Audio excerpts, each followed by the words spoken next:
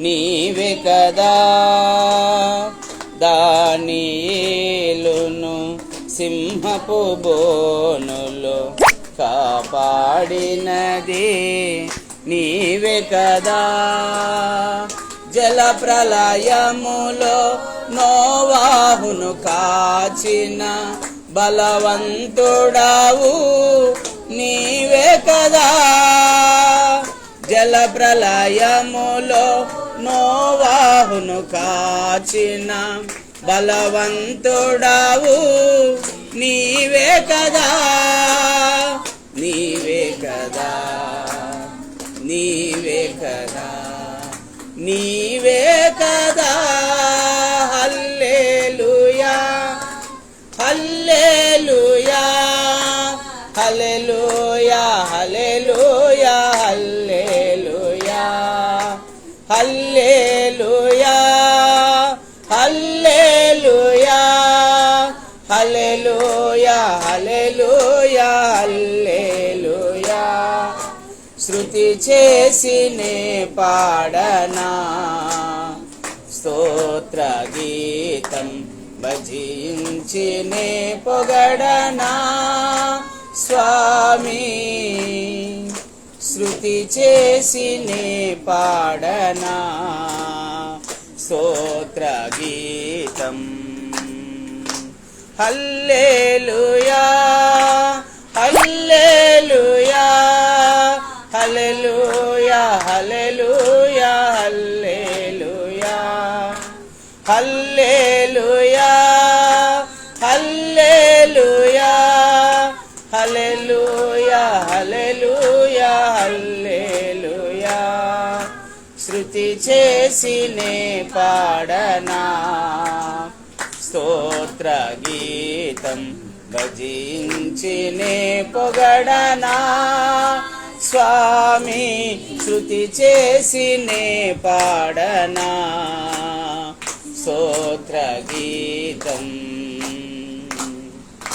సమురయ శ్రీని కరుణతో బ్రోచిన సచరితుడవు నీవే కదా సమురయ శ్రీని కరుణతో బ్రోచిన సచరితుడవు నీవే కదా పాపుల కొరకై ప్రాణమునిచ్చిన కరుణామయుడవు నీవే కదా పాపుల కొరకై ప్రాణమునిచ్చిన కరుణామయుడవు నీవే కదా నీవే కదా నీవే కదా నీవే కదా హల్లెలూయా హల్లెలూయా హల్లెలూయా హల్లెలూయా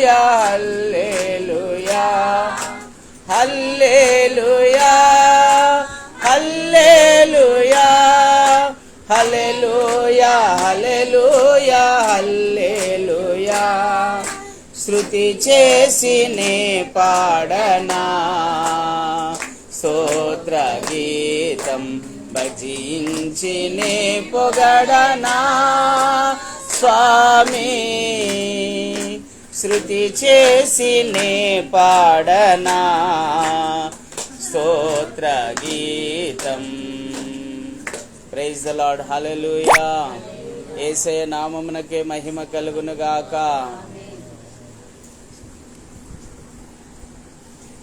పాడండి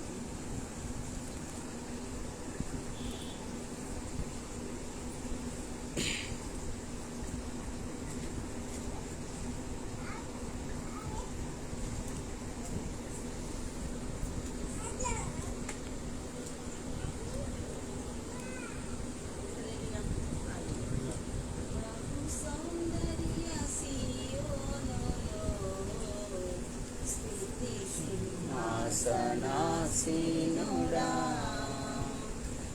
ఓ సౌందర్య సియోనులో స్తుతి సింహాసనాసీనుడా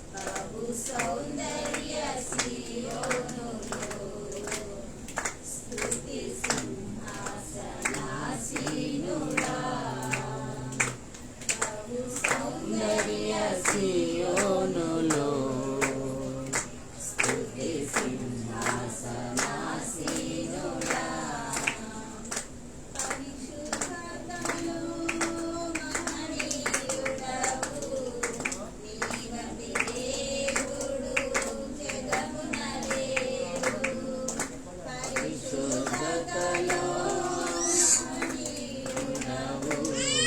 నీవటి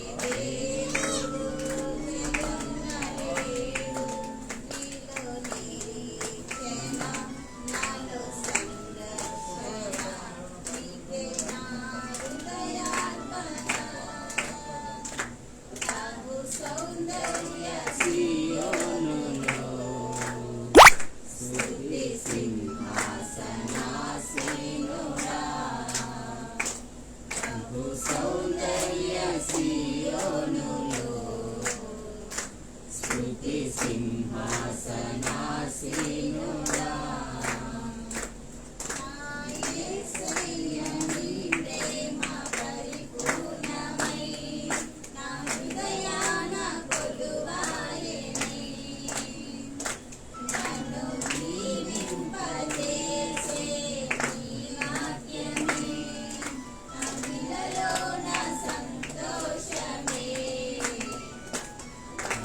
సౌందర్య సియోనులో స్తుతి సింహాసనాసీనుడా.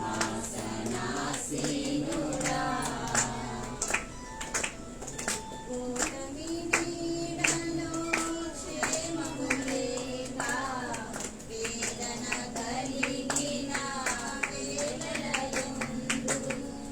కూటమి నీడలో క్షేమము లేక వేదన కలిగిన వేళలయందు నీవు చూపించిన నీ వాత్సల్యమే నా హృదయాన నవజ్ఞాపిక. నీవు చూపించిన నీ వాత్సల్యమే నా హృదయాన నవజ్ఞాపిక. ప్రభు సౌందర్య సియోనులో స్తుతి సింహాసనాసీనుడా. ప్రభు సౌందర్య సియోనులో స్తుతి సింహాసనాసీనుడా.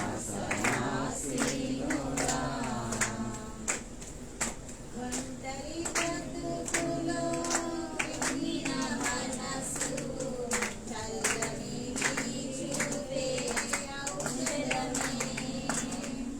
ఒంటరి బ్రతుకులో విరిగిన మనసు చల్లని నీ చూపే ఔషధమే. ప్రతి అరుణోదయం నీ ఒక దర్శనం నాలో నింపెను ఉల్లాసమే. ప్రతి అరుణోదయం నీ ఒక దర్శనం నాలో నింపెను ఉల్లాసమే. ప్రభు సౌందర్య సియోనులో స్తుతి సింహాసనాసీనుడా. ప్రభు సౌందర్య సియోనులో స్తుతి సింహాసనాసీనుడా.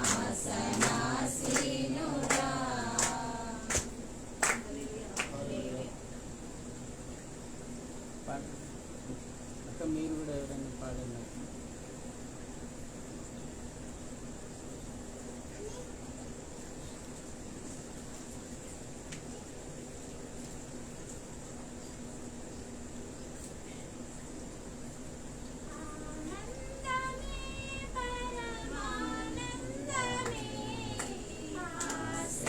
ఆశ్రయపురమైన యేసయ్యా నీలో ఆనందమే పరమానందమే.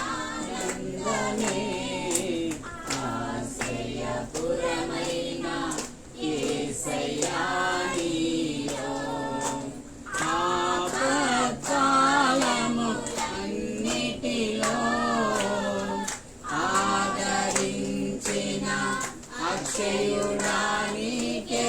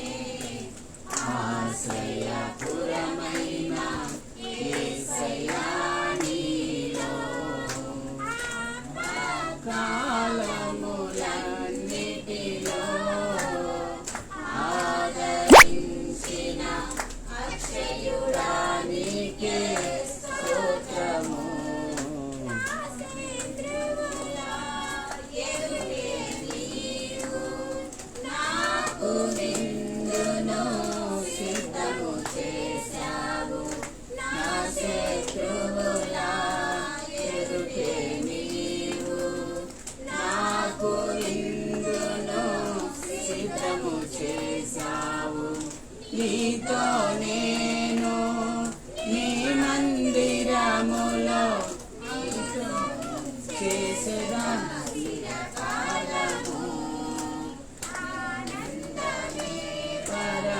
పరమానందమే ఆశ్రయపురమైన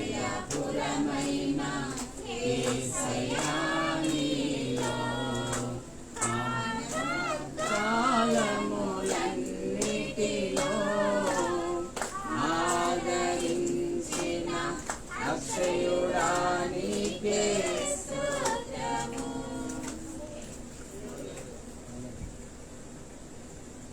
పాడండి ఇంకో పాట.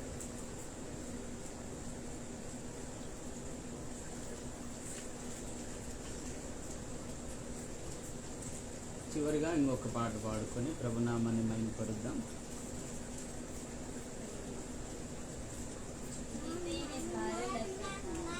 యేసునామమే మధురం యేసయ్య సన్నిధిని మరువజాలను ధరల కన్నా యేసునామమే మధురం యేసయ్య సన్నిధిని జీవిత కాలమంతా ఆనందించేదా యేసయ్యనే ఆరాధించేదా జీవిత కాలమంతా ఆనందించేదా యేసయ్యనే ఆరాధించేదా జుంటితేనే దారల కన్నా యేసునామమే మధురం యేసయ్య సన్నిధిని మరువజాలను యేసునామమే మధురం యేసయ్య సన్నిధిని మరువజాలను నామమే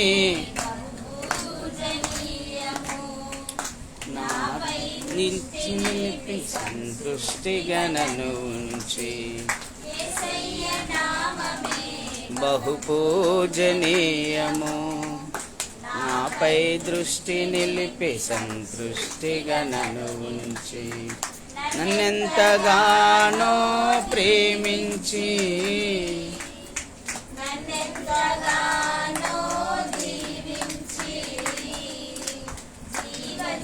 పూటలతో ఉజ్జీవింపజేసనే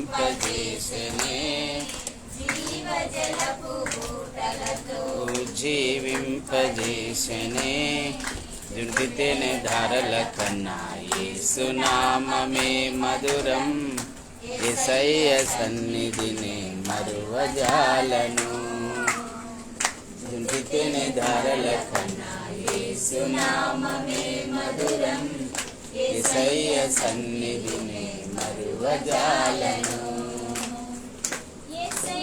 నామమే దుర్గము నిలిచి సైమముగా నన్ను దాచి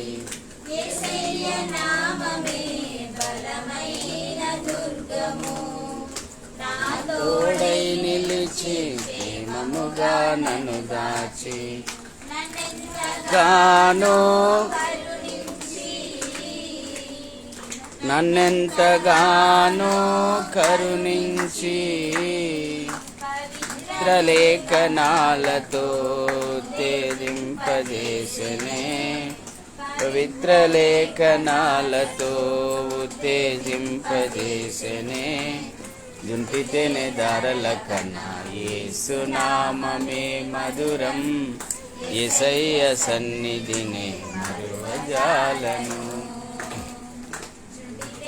దారల కన్నా యేసునామమే మధురం యేసయ్య సన్నిధిని మరువజాలను నామమే విమలా తైలము నివసించే సువాసన గణను మార్చి పరిమళా తైలము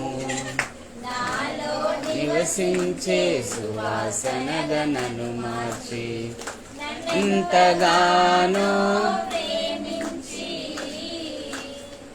నన్నెంతగానో ప్రేమించి విజయోత్సవాలతో ఊరేగింపజేసెనే, విజయోత్సవాలతో ఊరేగింపజేసెనే. జుంటితేనే ధారల కన్నా యేసునామమే మధురం, యేసయ్య సన్నిధినే మరువజాలను. జుంటితేనే ధారల కన్నా యేసునామమే మధురం, యేసయ్య సన్నిధినే మరువజాలను. కాలమంతా ఆనందించెదా, యేసయ్యనే ఆరాధించెదా.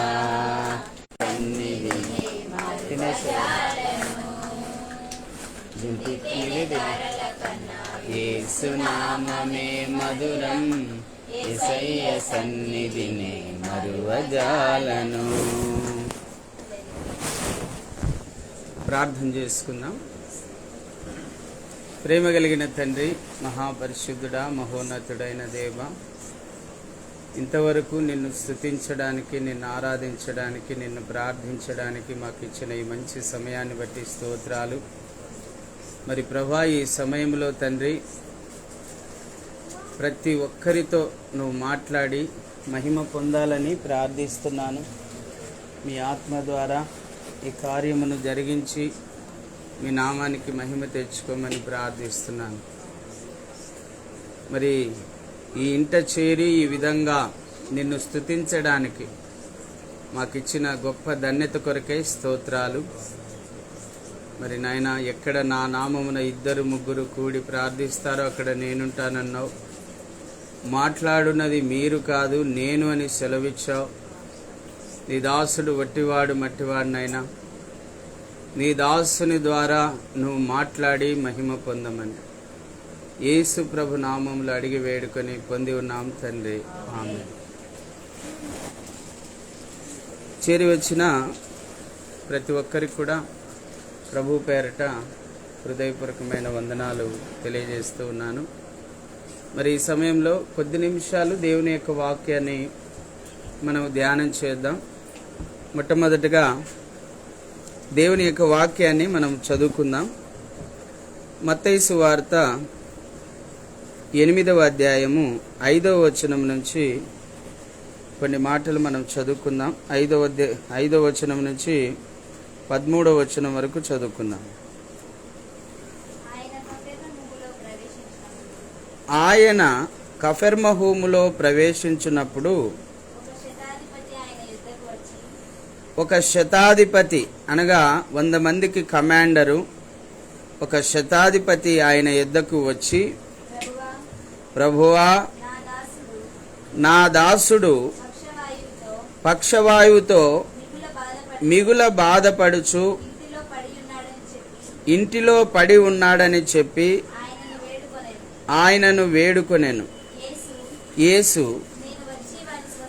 నేను వచ్చి వానిని స్వస్థపరచదనని అతనితో చెప్పగా, ఆ శతాధిపతి, ప్రభువా, నీవు నా ఇంటిలోనికి వచ్చుటకు నేను పాత్రుడను కాను. నీవు మాట మాత్రము సెలవిమ్ము, అప్పుడు నా దాసుడు స్వస్థపరచబడును. నేను కూడా అధికారమునకు లోబడిన వాడను. నా చేతి కింద సైనికులున్నారు. నేను ఒకని పొమ్మంటే పోవును, ఒకని రమ్మంటే వచ్చును. నా దాసుని ఈ పని చేయమంటే చేయును అని ఉత్తరం ఇచ్చెను. యేసు ఈ మాట విని ఆశ్చర్యపడి వెంట వచ్చుచున్న వారిని చూచి, ఇశ్రాయేలీలో నేనెవనికైనాను నేనింత విశ్వాసమున్నట్టు చూడలేదైనను, విశ్వాసమున్నట్టు చూడలేదని నిశ్చయముగా మీతో చెప్పుచున్నాను. అనేకులు తూర్పు నుండి పడమట నుండి వచ్చి అబ్రహాముతో కూడాను, ఇస్సాకుతో కూడాను, యాకోబుతో కూడాను పరలోక రాజ్యమందు కూర్చుందురు గాని రాజ్య సంబంధులు వెలుపటి చీకటిలోనికి త్రోసివేయబడుదురు. అక్కడ ఏడుపును పండ్లు కొరుకుటయు ఉండునని మీతో చెప్పుచున్నానెనను. అంతటా యేసు, ఇక వెళ్ళుము, నీవు విశ్వసించిన ప్రకారము నీకు అవునుగాక అని శతాధిపతితో చెప్పెను. ఆ గడియలోనే అతని దాసుడు స్వస్థత నొందెను. హల్లెలూయా. యేసయ్య నామమునకే మహిమ కలుగునుగాక. ప్రభునందు ప్రియులారా, బాగా గమనించండి. యేసు ప్రభు ఎవరి ఇంటిలో ప్రవేశించినా కూడా ఆ ఇంటికి రక్షణ వచ్చింది, ఆ ఇంటిలో స్వస్థత పొందారు, ఆ ఇంటిలో పాపక్షమాపణ పొందారు, ఆ ఇంటిలో ఉన్నవారు పరలోక రాజ్యానికి వారసులయ్యారండి. యేసు ప్రభు ఏ ఇంటికి వెళ్ళినా ఆ ఇంటిలో మరణించిన వారు కూడా బ్రతికారండి. యేసు ప్రభుకు చాలా ఇష్టం మన ఇంటికి రావాలని, మన ఇంటిలో ఉండాలని, మన ఇంటిలో నివాసం చేయాలని, మనతో కలిసి భోజనం చేయాలని, మనతోనే ఉండి మనల్ని కూడా మనతో మాట్లాడి మనల్ని బాగు చేయాలనేది ఆయన ఉద్దేశమని. అందుకే ప్రకటన గ్రంథం 3వ అధ్యాయం 20వ వచనంలో ఏం రాయబడిందంటే, హృదయమనే తలుపు నొద్ద నేను తట్టుచూ ఉన్నాను, ఎవడైనను తలుపు తీసిన ఎడల వాని హృదయంలోనికి నేను ప్రవేశించి వానితో కలిసి నేను భోజనము చేస్తాను అన్నాడండి. ప్రతి ఒక్క హృదయం అనే తలుపు నొద్ద తట్టుచూ ఉన్నాడంట అండి ప్రభు. ప్రతి ఒక్కరి దగ్గరికి వచ్చి, అయ్యా రంగయ్య గారు, నీ హృదయంలో నాకు చోటిస్తే నేను నీ హృదయంలోకి వస్తాను, నేను నిన్ను బాగు చేస్తాను, నీ శరీరాన్ని బాగు చేస్తాను, నీ మనస్సును బాగు చేస్తాను, నీ ఆత్మను బాగు చేస్తాను, నీ ఆత్మను నా రాజ్యములో కూడా చేర్చుకుంటాను, నిత్య నరకంలో నీ ఆత్మ పడకుండా నిన్ను కాపాడుతాను, ఇదిగో నేను నీ హృదయంలోకి రావాలని ఇష్టపడుతున్నాను, నీ ఇంటిలోనికి రావాలని ఇష్టపడుతున్నాను. ఇదిగో ఎవరైతే తలుపు తీస్తారో వారి ఇంటిలోనికి ప్రవేశించడానికి ఆయన సిద్ధంగా ఉన్నాడండి. చూడండి, నేను చదువుతున్నాను, బాగా వినండి. ఆయన కఫర్నహూములో ప్రవేశించినప్పుడు ఒక శతాధిపతి ఆయన యొద్దకు వచ్చి, ప్రభువా, నా దాసుడు పక్షవాయువుతో మిగుల బాధపడుచు ఇంటిలో పడి ఉన్నాడని చెప్పి ఆయనను వేడుకొనెను. కఫర్నహూములోనికి యేసు ప్రభు ప్రవేశించగానే, కఫర్నహూము అనేది ఒక పెద్ద పట్టణం అండి. ఆ పట్టణంలోకి యేసుక్రీస్తు ప్రవేశించగానే ఒక శతాధిపతి వచ్చాడండి. అంటే రోమా గవర్నమెంట్ కింద పనిచేస్తున్నటువంటి ఒక 100 మందికి కమాండర్ ఆయన. 100 మంది సైనికులు ఉంటారు ఆయన కింద. రోమా గవర్నమెంట్ కింద పనిచేస్తున్నటువంటి ఒక అధికారి ఆయన. బాగా వినండి, ఒక పెద్ద అధికారి అండి. శతాధిపతి అంటే ఆయనకు చాలా అధికారాలు ఉంటాయి. ఎవరినైనా తీసుకుని వెళ్ళి చెరసాలలో వేయచ్చు, చెరసాలలో నుంచి విడిపించడానికి కూడా ఆయనకు అధికారం ఉంటుంది. అంత గొప్ప అధికారి ఆయన. ఆయన కింద 100 మంది సైనికులు ఉంటారు. ఒకడు పొమ్మంటే పోతాడు, ఒకడు రమ్మంటే వస్తాడు, ఒకడు ఈ పని చేయమంటే చేస్తాడు. అలాంటి గొప్ప అధికారం కలిగినటువంటి వ్యక్తి యేసు ప్రభు దగ్గరికి వచ్చి, ప్రభువా, నా దాసుడు పక్షవాయువుతో మిగుల బాధపడుచు ఇంటిలో పడి ఉన్నాడని చెప్పి ఆయనను వేడుకొనెను. ఒక ఉన్నతమైన హోదాలో ఉన్నటువంటి వ్యక్తి యేసు ప్రభు దగ్గరికి వచ్చాడండి. అంటే ఈ శతాధిపతికి ఎవరో చెప్పారు, యేసు ప్రభు దగ్గరికి గనక నువ్వు వెళ్తే ఆయన పక్షవాయు గల వారిని బాగు చేస్తాడు, రోగులను బాగు చేస్తాడు, దయ్యములు పట్టిన వారికి దయ్యముల నుండి విడుదల చేస్తాడు, చనిపోయిన వారిని సైతం ఆయన బ్రతికిస్తున్నాడు. చెవిటివారు వింటూ ఉన్నారు, మూగవారు మాట్లాడుతూ ఉన్నారు, కుష్ఠు రోగులు కూడా శుద్ధులవుతున్నారు, చాంద్ర రోగులు కూడా బాగవుతున్నారు, పక్షవాయు గల వారు కూడా బాగవుతున్నారు. నీవు గనక యేసు ప్రభు దగ్గర గనక వెళితే ఖచ్చితంగా ఆయన నీ దాసుని బాగు చేస్తాడని ఎవరో చెప్పారండి. అంతే కదండి, ఎవరో చెప్తేనే కదా మనకు తెలిసేది. నేను ఈరోజు యేసు ప్రభుని నమ్ముకున్నాను అంటే ఒక వ్యక్తి నాకు చెప్పడం వలన, ఒక అమ్మగారు నాకు చెప్పడం వలన, ఒక అన్నగారు నాకు చెప్పడం వలన ఈరోజు నేను యేసు ప్రభును తెలుసుకున్నానండి. పరిశుద్ధ గ్రంథంలో మనం చూస్తాం, ఐతిమోపీయుడైన నపుంసకుడు ఫిలిప్పుతో ఒక మాట అంటాడండి, ఎవరైనాను నాకు దారి చూపించకుంటే నాకు ఎలాగూ తెలియను అంటాడండి. ఎవరో ఒకరు దారి చూపించేవారు కావాలి. వింటున్నారమ్మా? ఏయ్, నీ సహాయం నాకు అవసరంలే, నీ మాట నాకు అవసరంలే అని అనుకుంటే మనం చాలా నష్టపోతామండి, చాలా నష్టపోతాం. ఎవరో ఒకరు దారి చూపించే వాళ్ళు కావాలి, ఎవరో ఒకరు చెప్పేవారు కావాలి. చెప్పేవారు లేకుండా మీరు ఎలాగూ తెలుసుకోగలరు? అందుకే దేవుడు ఈ భూమి మీద అనేక మంది సేవకులను లేవనెత్తాడండి. ప్రైజ్ ది లార్డ్, హల్లెలూయా. మొట్టమొదట 12 మంది శిష్యులను తయారు చేశాడు. ఆ 12 మంది శిష్యుల ద్వారా ఈరోజు కోటాను కోట్ల మంది శిష్యులు తయారయ్యారు. ప్రపంచంలో 400 కోట్ల మంది ఈరోజు యేసు ప్రభువును నమ్మి ఆరాధిస్తూ ఉన్నారు. 800 కోట్ల మంది ప్రజలుంటే 400 కోట్లకు మంది పైగా ఈరోజు యేసు ప్రభువును నమ్మి ఆయనను ఆరాధిస్తున్నారు, ఆయనను స్తుతిస్తున్నారు, ఆయనను ప్రార్థిస్తున్నారు, ఆయన మాటను అనుసరిస్తూ ఉన్నారండి. ఎందుకు ఇలా జరుగుతుందంటే ఎవరో ఒకరు చెప్పబట్టండి. నిజంగా ఒక అమ్మగారు చెప్పబట్టి, ఒక అన్నగారు చెప్పబట్టి ఈరోజు నిజమైన దేవుణ్ణి నేను తెలుసుకోగలిగానండి. సృష్టికర్త అయిన దేవుణ్ణి తెలుసుకోగలిగానండి. సర్వశక్తి గల దేవుణ్ణి తెలుసుకోగలిగానండి. నిజమైన దేవుణ్ణి తెలుసుకోగలిగానండి. భూమిని, ఆకాశమును, అందులో ఉన్న సమస్తమును సృష్టించిన దేవుణ్ణి నేను తెలుసుకోగలిగాను. మానవుణ్ణి మట్టితో రూపించి జీవాత్మను ఊది బ్రతికించిన దేవుణ్ణి నేను తెలుసుకోగలిగానండి. ఇది నాకు అనుగ్రహించబడిన గొప్ప ధన్యత అని నేను సంతోషిస్తున్నాను, ఆనందిస్తున్నాను. ఆయన కృపలో వర్ధిల్లుచు ఉన్నాను. హల్లెలూయా.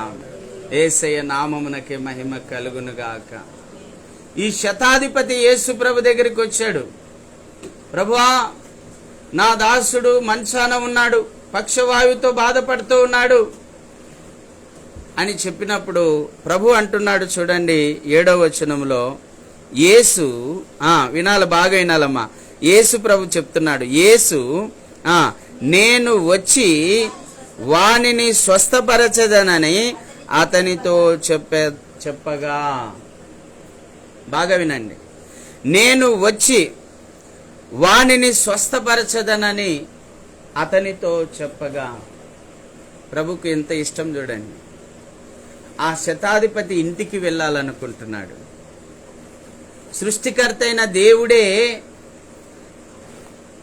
ఒక శతాధిపతి ఇంటికి వెళ్ళడానికి ఇష్టపడుతూ ఉన్నాడు. ఆ ఇంటికి వచ్చి ఆ ఇంటిలో ఉన్నటువంటి ఆ రోగిని స్వస్థపరచడానికి ప్రభువు ఇష్టపడుతూ ఉన్నాడు. గాని అతనేమంటున్నాడో చూడండి 8వ వచనంలో, ప్రభువా, నీవు నా ఇంటిలోనికి వచ్చుటకు నేను పాత్రుడను కాను.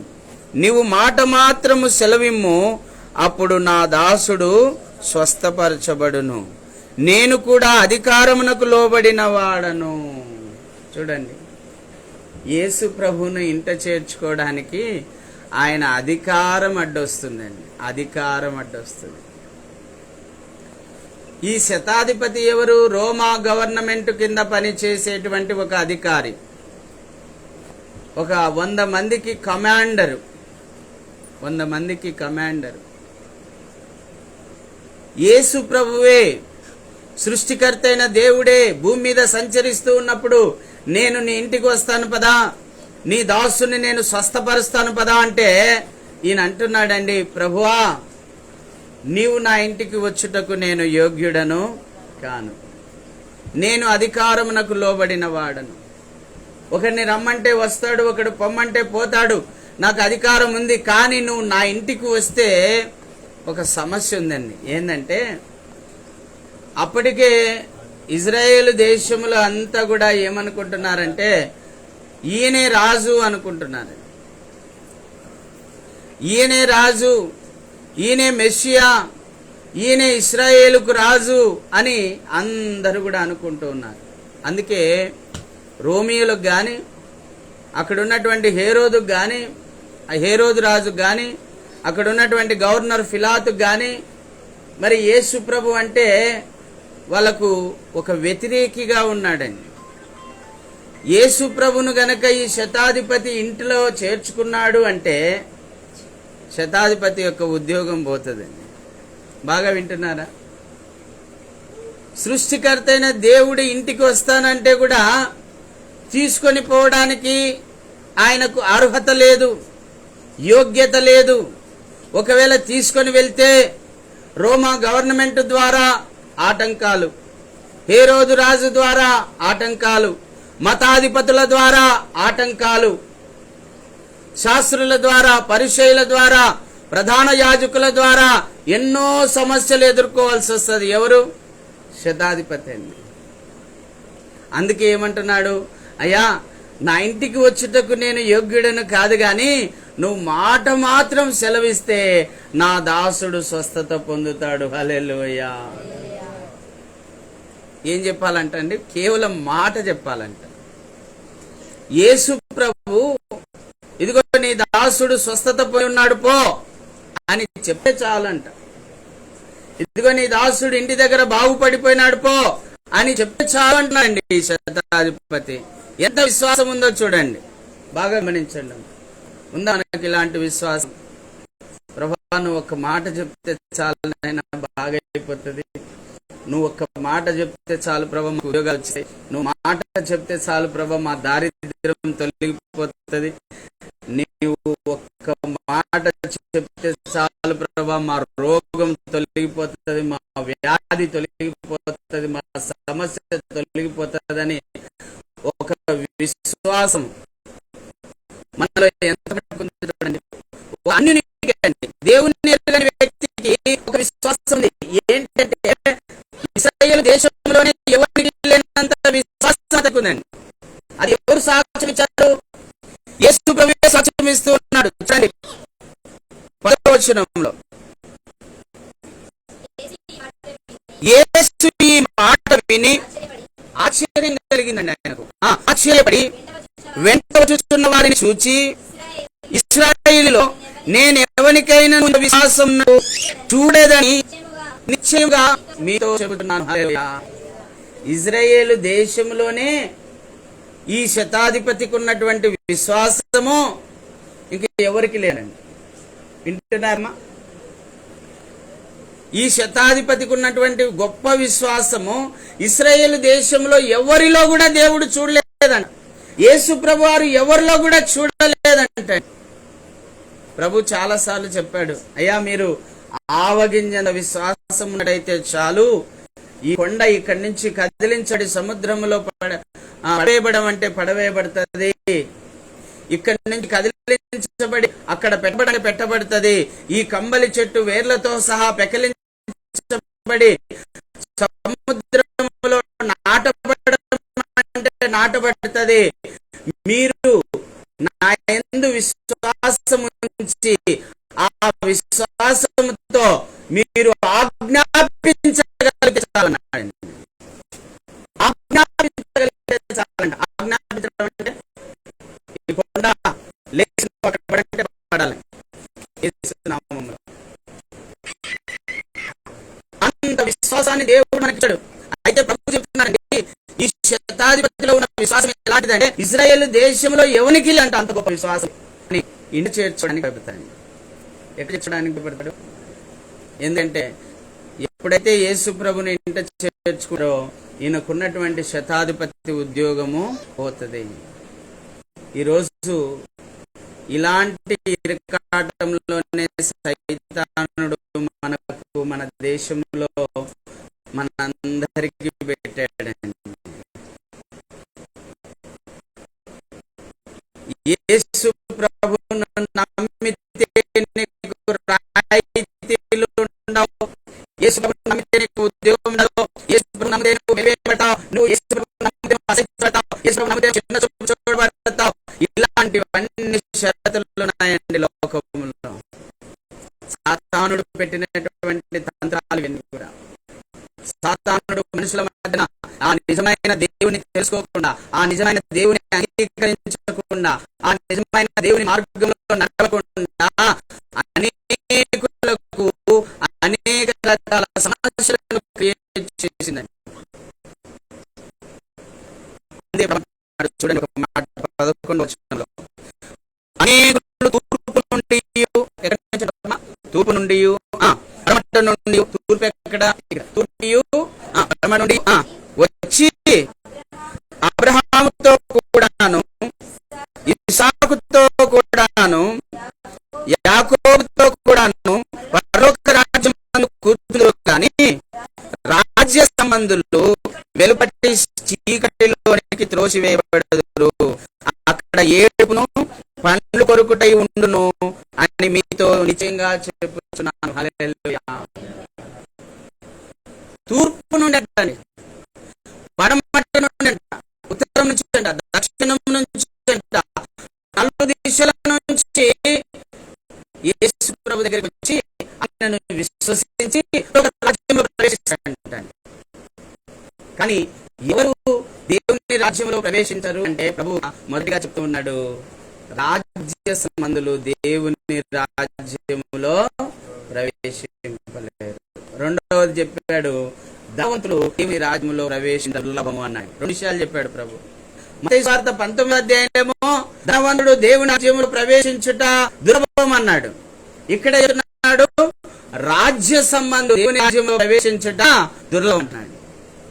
రాజ్య సంబంధులు అంటే ఈ లోకమే శాశ్వతం అనుకొని, ఈ లోకంలో ఉన్న అధికారాలే శాశ్వతం అనుకొని, ఈ లోకంలోనే మనం శాశ్వతంగా బతుకుతామని అనుకుని, ఈ లోక సంబంధమైన విషయాలు శ్రద్ధ నిలిపి, దేవుని విషయాల్లో శ్రద్ధ లేకుండా, దేవుని గురించి ఆలోచించకుండా, దేవుని నిలబడి, ఈ లోక సంబంధమైనటువంటి కులానికి భయపడి, మతానికి భయపడి, ఈ అధికారులకు భయపడి, ఈ గవర్నమెంట్ కు భయపడి, ఎవరైతే ఆ సృష్టికర్త దేవుని ఇంట చేర్చుకోకుండా ఉన్నారో వారందరూ రాజ్య సంబంధులేనండి. ఈ లోక రాజ్య సంబంధులు, వాళ్ళు పరలోక రాజ్య సంబంధులు కాదు.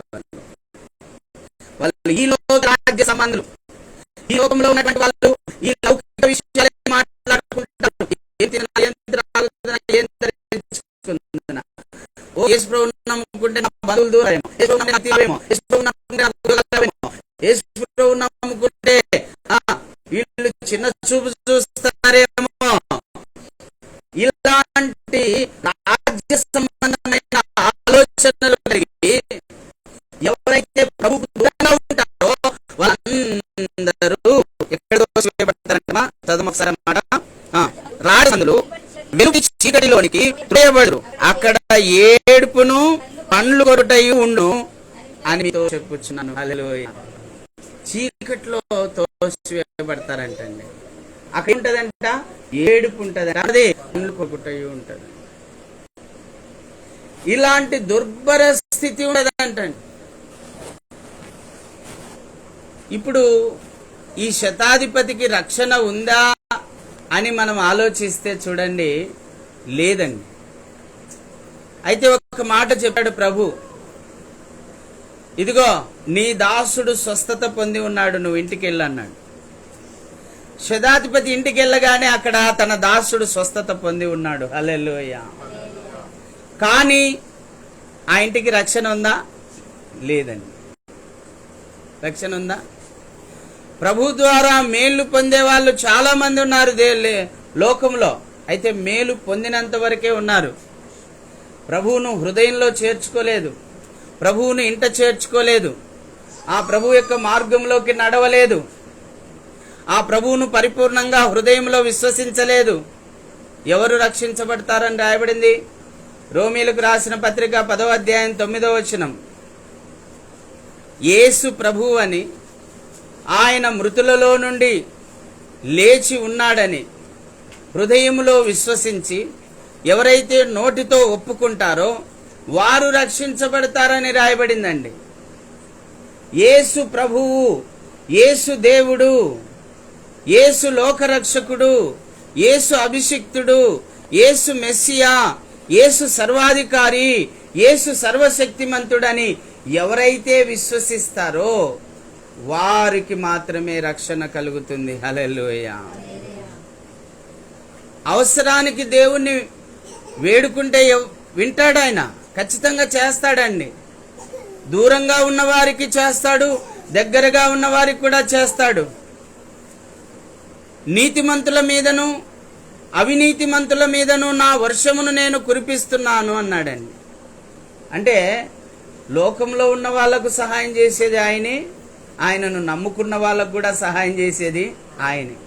కానీ నమ్ముకున్న వానికి మాత్రం దేవుని రాజ్యం ఉంది, నమ్మని వానికి, దూరంగా ఉన్న వానికి మాత్రం నిత్య నరకం నోరు తెరుచుకొని సిద్ధంగా ఉంది. అక్కడ ఏడుపును పండ్లు కొరుకుటయు ఉండును.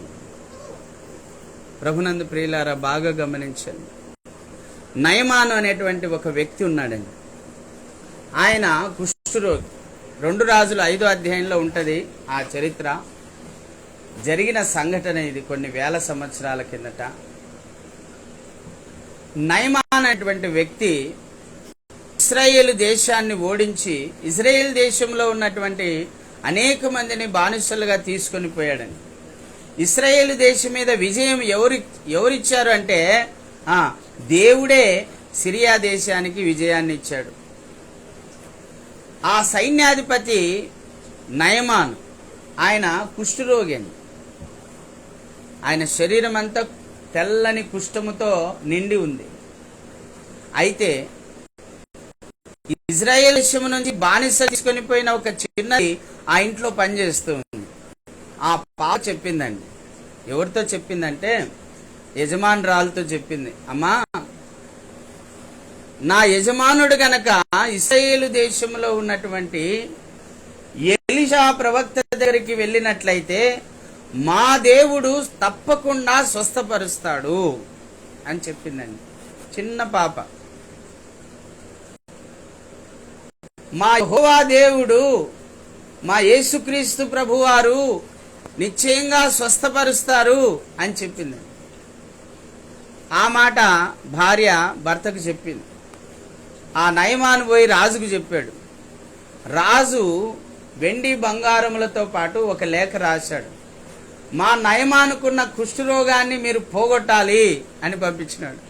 ఒక లెటర్ రాసి అది రాజు తీసుకొని బట్టలు చింపుకున్నాడు. మళ్ళా మీద యుద్ధం ప్రకటించడానికే ఇలా రాసి పంపించాడు. అతని కుష్ఠరోగం మేమెలా పోగొట్టగలమని రాజు బట్టలు చింపుకున్నాడండి. ఈ బట్టలు చింపుకున్న సంగతి ఎలీషాకు తెలిసింది, ప్రవక్త అయిన ఎలీషా. అప్పుడు ఎలీషా ఒక వర్తమానం మనిషిని, దూతను పంపి, ఇదిగో రాజా, ఇశ్రాయేలు దేశంలో దేవుడు లేడనుకున్నావా? ప్రవక్తలు లేరనుకున్నారా? దేవుడు లేడనుకున్నారా? ప్రవక్తలు లేరనుకున్నారా? ఆ వ్యక్తిని నా దగ్గరికి రమ్మని చెప్పి పంపించాడు. వెంటనే నయమాను ఎలీషా ఇంటి ముందుకు వచ్చాడండి. ఎలీషా లోపలనే ఉండి తన శిష్యుని పంపించాడు, నువ్వు వెళ్ళి అతనితో చెప్పు, యోర్దాను నదిలో 7 మార్లు మునగమని చెప్పు, అతనికి ఉన్నటువంటి కుష్ఠరోగం తొలగిపోతుందని చెప్పన్నాడు. గెహాజీ వచ్చి చెప్పాడు, అయ్యా, మీరు యోర్దాను నదిలో వెళ్ళేటప్పుడు 7 మార్లు మునగండి, మీ కుష్ఠరోగం పోతుందంట. అతను చాలా గొప్పపడ్డాడు. నా ఎదుగు వచ్చి నా చేతి వాయించి నాకు ప్రార్థన చేసి నన్ను స్వస్థపరుస్తాడేమో అనుకుంటే యోర్దాను నదిలో 7 మంది అంట. ఎంత గర్వము అనుకున్నాడండి.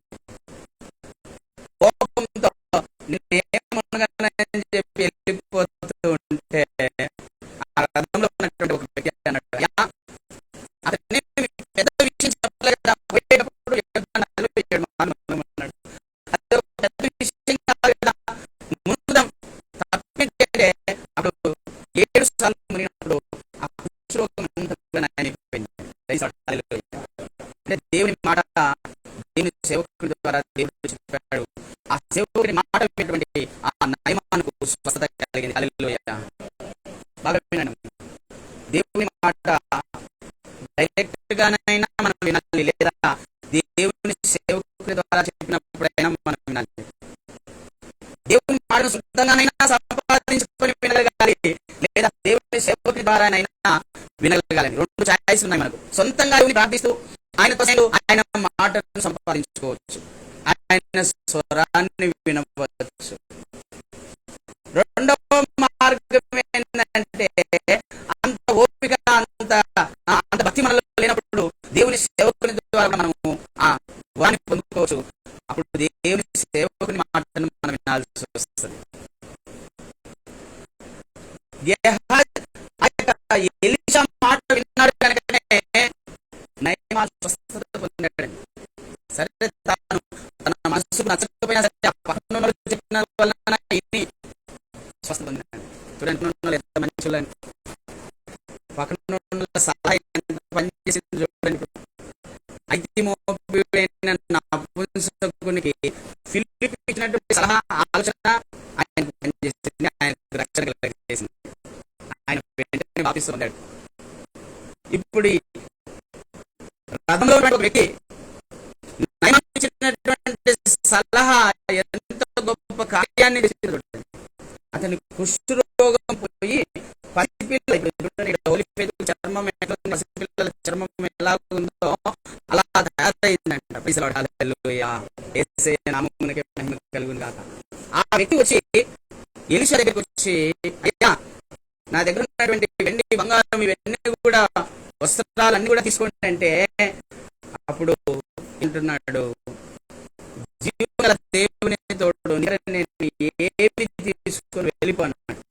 వెళ్ళిపో అంటే ఆయన అన్నాడు, ఒక మాట అంటున్నాడు ఎలీషాతో, అయ్యా, ఇశ్రాయేలు దేవుడే నిజమైన దేవుడు, ప్రపంచంలో ఇక ఏ ఒక్క దేవుడు ఎవరు లేరు, నేను ఆయనను మాత్రమే ఆరాధిస్తాను. అయితే నా శ్రీదేశపు రాజు రిమోను గుడిలో మొక్కుతున్నప్పుడు నా చేతుల మీద అనుకుంటాడు, అప్పుడు ఒక్కటి నేను మొక్కాల్సి వస్తుంది. ఆ విషయంలో దేవుడు నన్ను క్షమించాలని ప్రార్థన చేయాలి. ఎందుకంటే ఒక రాజు కింద అతను పని చేస్తున్నాడు కాబట్టి. చూడండి, నిజమైన దేవుని శక్తి ప్రపంచమంతటా విస్తరించిందండి. ఈ రోజు ఈజిప్ట్ దేశానికి తన శక్తిని దేవుడు కనపరిచాడు, సిరియా దేశానికి దేవుడు తన శక్తి కనపరిచాడు. ఈ రోజు ప్రపంచ వ్యాప్తంగా 256 దేశాల్లో కూడా యేసు నమ్మినటువంటి ప్రజలు ఉన్నారు.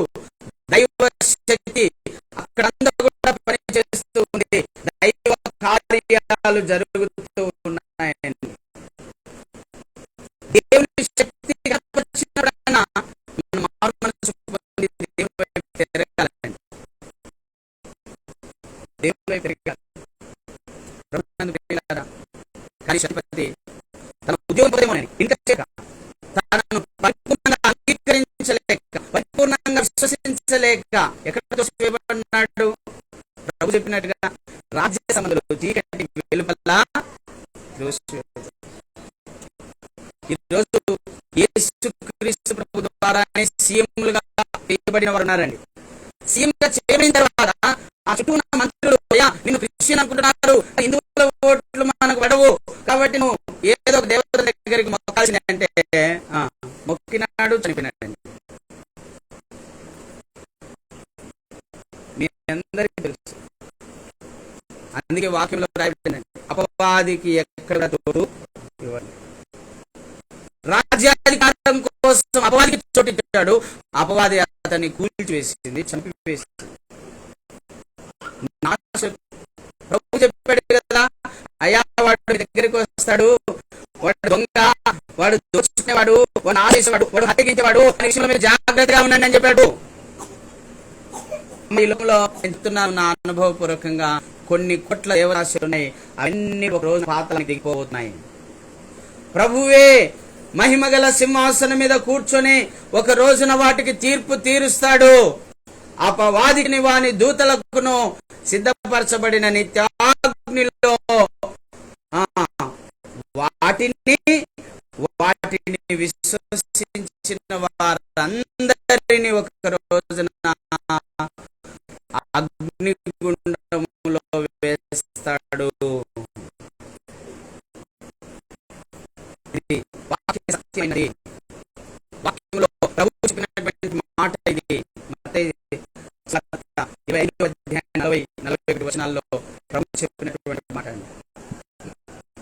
కాబట్టి ప్రియులారా, శతాధిపతిలాగా కులమనో మతమనో అధికారమనో ఉద్యోగమనో యేసుక్రీస్తును దూరంగా నివసించినట్లయితే, యేసుక్రీస్తుకు దూరంగా ఉంటూ ప్రభువును ఇంటిలో తెచ్చుకున్నా, ఆ సేవలను ఇంటిలో తెచ్చుకున్నా, ప్రభు అన్నాడు కదా, ఇదిగో మీరు వెళ్ళండి, ఇద్దరిద్దరుగా వెళ్ళండి. ఎవరు మిమ్మల్ని చేర్చుకుంటారో వాళ్ళు నన్ను చేర్చుకున్నారు. హల్లెలూయా. ఎవరు మీకు గిన్నెడు చల్లనీళ్ళు ఇస్తారో వాళ్ళు ప్రతిఫలము పోగొట్టుకోరు. హల్లెలూయా. ఈరోజు ప్రపంచవ్యాప్తంగా దైవ సేవకులను దేవుడు ఉంచాడండి. వాళ్ళ ద్వారా అద్భుతాలు చేస్తూ ఉన్నాడు, సూచక్రియలు జరిగిస్తూ ఉన్నాడు, మహత్కార్యాలు జరిగిస్తూ ఉన్నాడు. చనిపోయిన వారు లేపబడుతున్నారు, రోగులు స్వస్థత పొందుతున్నారు, దయ్యాలు వెళ్ళగొట్టబడుతున్నాయి, కుళ్ళిన అవయవాలు కూడా రిన్యూ అవుతూ ఉన్నాయి ఆ యేసుక్రీస్తు ప్రభు నామములో. అందుకేనండి ఈ శక్తి, ఈ ప్రభావం విస్తరిస్తూనే ఉంది. నీరో చక్రవర్తి ఆపాలనుకున్నాడు, ఆయన వలన కాల. మోడీ ఆపాలనుకుంటున్నాడు, ఆయన వలన కూడా కాదు. ఎవరి వలన కూడా కాదు. ఎంతో మంది రాజులు, చక్రవర్తులు ఈ సువార్తను ఆపాలని ఎంతో ప్రయత్నాలు చేశారు. ఈ సత్యాన్ని అణిచివేయాలని, ఈ వెలుగు ప్రకాశించకుండా మూయాలని ఎన్నో ప్రయత్నాలు చేశారు, కానీ ఎవరి వలన కూడా కాలేదండి. గత 2000 సంవత్సరాలుగా ఈ సువార్త ప్రకటించబడుతుంది. సత్యాన్ని గ్రహించిన వారు ప్రభునందు విశ్వాసం ఉంచి ఆ ప్రభు మార్గంలో నడిచి ప్రభువులో ఆనందిస్తున్నారు. ప్రభు చాలా స్పష్టంగా చెబుతున్నాడండి ప్రజలందరికీ, అయ్యలారా, ప్రయాసపడి భారము మోసుకొనుచున్న సమస్తమైన జనులారా, నా యొద్దకు రండి, నేను మీకు విశ్రాంతినిస్తాను. నేనే మోక్షానికి మార్గమును సత్యమును జీవమునైనాను. నా ద్వారా తప్ప ఎవరునూ పరలోక జీవంలో ప్రవేశింపలేడు. నీ లోకం వెలుగున్నాను, నన్ను వెంబడించువాడు చీకటిలో ఉండవక జీవ వెలుగు కలిగి ఉంటాడు. నన్ను వెంబడించండి, నన్ను అంగీకరించండి, నా యందు విశ్వాసం ఉంచండి. నా యందు విశ్వాసం ఉంచిన వాడు ఎన్నడూ సిగ్గుపడడు. నా యందు విశ్వాసం ఉంచిన వాడు చనిపోయినను మరలా బ్రతుకుతాడు. వాడిని నేను తిరిగి లేపి నా సన్నిధి చేర్చుంటా అంటున్నాడని. హల్లెలూయా. ఇదండి ప్రభు ఇచ్చే వాగ్దానం. భూమి మీద నాకు అధికారం ఉంది, పరలోక రాశిలో నాకు అధికారం ఉంది, తాళపు చెవులు నా దగ్గర ఉన్నాయి. ఒక మనుషుని ఆత్మను, దేహమును నరకములో పడద్రోయుటకు నాకు అధికారం ఉంది. ఒక మనుషుని యొక్క ఆత్మను పరలోక రాజ్యంలో చేరుటకు అధికారం ఉంది. మొదటి వాడను నేనే, కడపటి వాడను నేనే, ఆది నేనే, అంతము నేనే, అల్ఫా నేనే, ఒమేగా నేనే, వర్తమాన భవిష్యత్ కాలములలో సర్వశక్తుడు నేనే అని ఆయన చెప్తున్నాడు. అమ్మా, దేవుడు మీ అందరితో మాట్లాడి ఉన్నాడు. ఈ సత్యాన్ని గనక మీరు గ్రహిస్తే, ఇది సత్యమని మీరు నమ్మితే మీరు ధన్యులు. నిశ్చయంగా ఆయన మీ హృదయంలోనికి వస్తాడు, మీలో నివసిస్తాడు, మీతో కలిసి భోజనం చేస్తాడు, మీకు సంతృప్తినిస్తాడు, మీకు నెమ్మదినిస్తాడు, మీ శరీరానికి ఆరోగ్యం ఇస్తాడు, మీ మనసుకు శాంతినిస్తాడు, మీ ఆత్మకు ఆ నిత్య నరకం నుండి తప్పించి ఆ పరలోక రాజ్యంలో ప్రవేశింపజేస్తాడు. మనం ఏంటంటే యేసు ప్రభువుని దేవుడిని నమ్మాలండి. ఆయన నమ్మకంలో బలియాగమై యజ్ఞంగా అర్పించబడ్డాడు, ఒక గొర్రె పిల్లగా వధించబడ్డాడు అని నమ్మాలండి. మన కోసం ప్రాణం పెట్టాడని నమ్మాలండి. మన కోసం ఆత్మార్పణ చేసుకున్నాడు అని నమ్మాలండి. సమాధిలో పెట్టబడి తిరిగి 3వ దినం లేచి 40 దినములు భూమి మీద సంచరించి పరలోకానికి ఎక్కి వెళ్లి ఆ సింహాసనం మీద కూర్చున్నాడని నమ్మాలండి. మరలా వచ్చి తన యందు విశ్వాసం ఉంచిన వారిని తీసుకుని వెళ్తాడని మనం విశ్వసించాలండి. ఎవరైతే విశ్వసిస్తారో వారందరికీ రక్షణ దొరుకుతుంది. హల్లెలూయా. ఎవరైతే